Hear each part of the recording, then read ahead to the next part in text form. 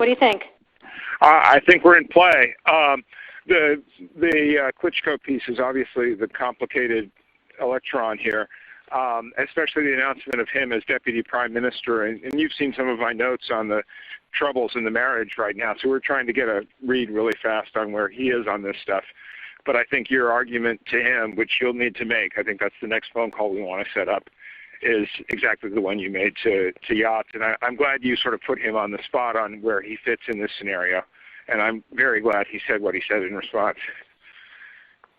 Good.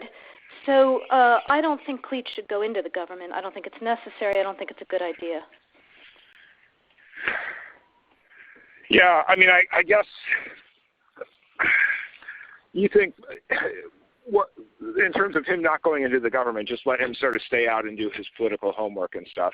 I'm just thinking in terms of sort of the process moving ahead, we want to keep the moderate Democrats together. The problem is going to be Tony Book and his guys.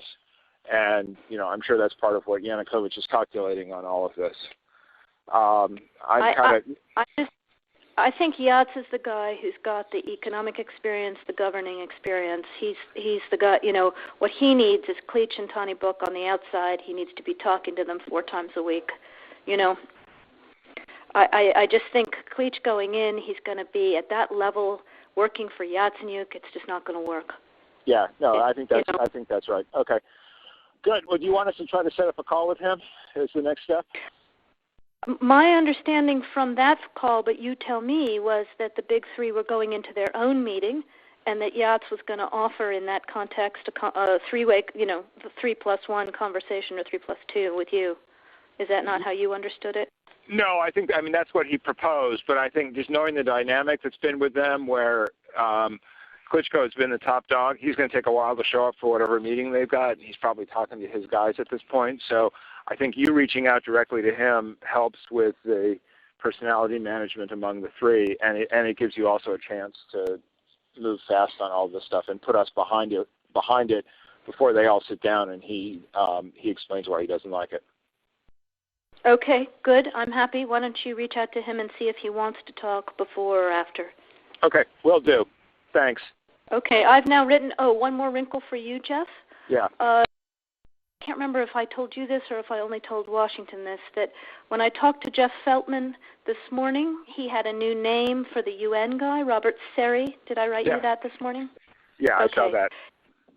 He's now gotten both Seri and Ban Ki-moon to agree that Seri could come in Monday or Tuesday. Okay. So that would be great, I think, to help glue this thing and have the UN help glue it. And, you know, fuck the EU.